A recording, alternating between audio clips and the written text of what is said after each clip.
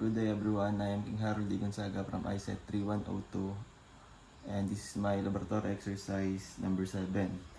The goal is to transfer the water to the upper tank when the lower tank was maximum level of water level reaches the upper capacitive sensor on the case. When the water on the lower tank drops to the minimum level, lower capacitive sensor is on untriggered state or off. The pneumatic valve will on, letting the water from upper tank to flow to the lower tank. Make a continuous operation.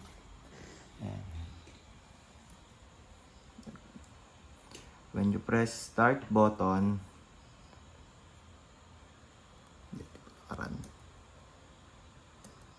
when you press start button, pump will energize.